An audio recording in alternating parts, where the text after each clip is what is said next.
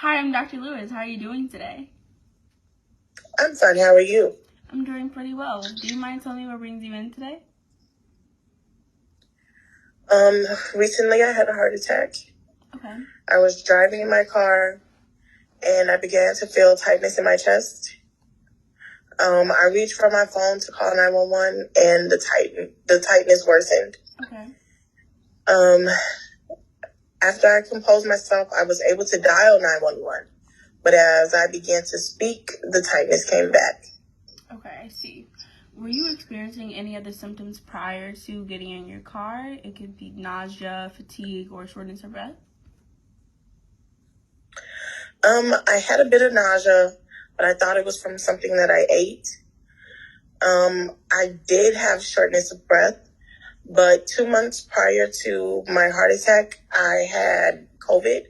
Okay. And the doctor did warn me that there might be some lingering symptoms. Okay. Well, I can understand how you mistook your shortness of breath symptom as a post-COVID symptom. Do you mind telling me about your diet? What do you consume on a day-to-day basis? How much water you consume as well, or things like that? I usually drink like half a gallon of water. Okay. About every day, I drink that much water. I normally eat takeout. Okay. My job definitely doesn't allow me to have many home cooked meals. Okay, and what does your exercise look like? Do you get out from time to time? Do you find time to exercise? Along with that question, what do you do for a living?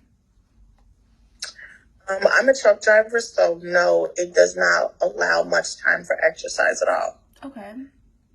Well, heart attacks can occur when the blood flow to the heart is blocked, and it can be blocked from fat, cholesterol, or any other substances. My apologies. So, I'm sorry. Considering that your diet is mainly consuming of takeouts or non-home prepared meals, that can most definitely lead to clogged arteries, which can ultimately lead to a heart attack. Wow. How can you help me? Well, for starters, I recommend a diet change, more home cooked meals containing vegetables and proteins, more healthy choices if you do have no other choice but to get takeout. I would also try to exercise when you can, get out even for a short walk. I would also recommend aspirin, which can prevent certain events from happening. Certain events such as your heart attack that recently occurred or worsening in future events as well. Well, I definitely don't want something like this to happen to me again. But what's aspirin and why do you recommend it? Well, people who experience heart attacks undergo coronary artery bypass, a stroke, or a coronary artery stent placement. So, aspirin is recommended for those patients. Cardiologists such as myself use aspirin to prevent those events that I previously listed. Aspirin is known for preventing heart disease and preventing any current events from worsening, like I stated previously. Aspirin stops the blood clots from forming in the arteries, which help reduce the risk of stroke, heart attack, or different cardiovascular diseases. So you're saying to prevent another heart attack or any other diseases that you recommend that I take the aspirin? Yes. What are the risks of taking aspirin? So, although aspirin can be harmful if you're not taking the prescribed amount, but it is beneficial because it helps relieve pain, fevers, decrease inflammation, prevents cardiovascular events, which help reduce the risk of stroke, heart attack, or different cardiovascular diseases. So you're saying to prevent another heart attack or any other diseases that you recommend that I take the aspirin? Yes. What are the risks of taking aspirin?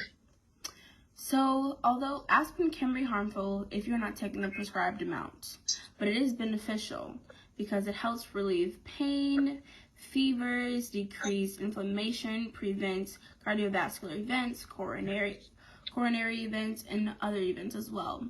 As far as risk, if a patient has bleeding or interfere with the use of aspirin, which in this case you can't, If a person of older age has not experienced a heart attack or a stroke, is not recommended for use. But you are within range, so aspirin is no longer recommended for cardiovascular diseases prevention in adults of 70 years or older. For those with a higher risk of bleeding as well, like those with stomach peptic ulcers, it is an addictive drug when taken over long periods of time or in large quantities, but it may cause other effects if large amounts are taken. Aspirin poisoning, however, is one effect. The cause for poisoning ranges from suicide, child abuse, or the need for attention. Okay, well, that was a lot to take in. Do you think you can give me some time to think about this? I can, and there's also some pamphlets that I can provide you. I can also email you some information that you can look over if you need. Okay, thank you very much, Doc. No problem. Also, I have some charting to do, but once I finish with that, I will most definitely get back to you. But if you do consider taking the drug, I recommend you come in. Well, I would recommend you come in either way. If you do not recommend taking aspirin, or even if you do recommend taking it, I would like to do a physical consult with you just to get down to the basis of things.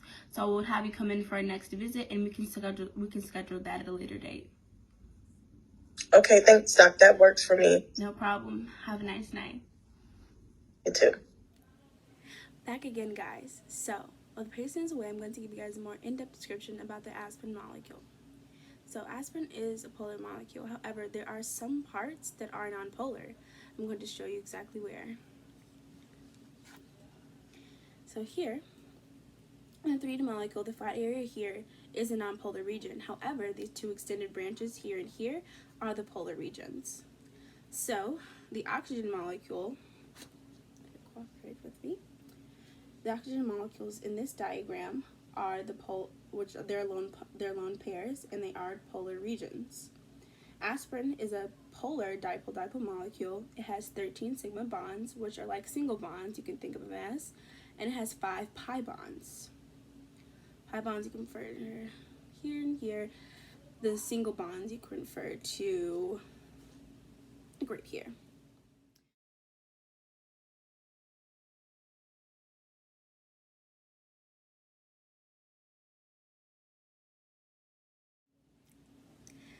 Aspirin is reactive when it's mixed with water, and it's also a solid at room temperature. It also has 2 polar regions, the carboxyl group and the ester group. I might be pronouncing that wrong, but my apologies. If you're wondering how it's prepared through a synthesis process of salicylic acid when it's reacted with an acetic anhydride. So I hope this was all helpful and at least interesting to know. So that's all I have about the background information, the more in-depth information about aspirin. Let's go back and let's go check on our patient. Hi, have you made a decision? Well, with all the information that you gave me, I think I'm going to go ahead with the aspirin. Okay, awesome. I'm going to write a prescription really quickly. You can pick it up at your local pharmacist, or if you don't feel like traveling that far, you can pick it up right downstairs. We have a pharmacist available for you. Will do, Doc. Will do. No problem. I appreciate you for coming out this far. Thank you. No problem. Enjoy the rest of your day and stay safe. Okay, guys. Well, that's it. That's what it's like in the day in the life of a cardiologist. Be sure to tune in. And if you have any more questions, comments, or concerns, do that right down below. Bye.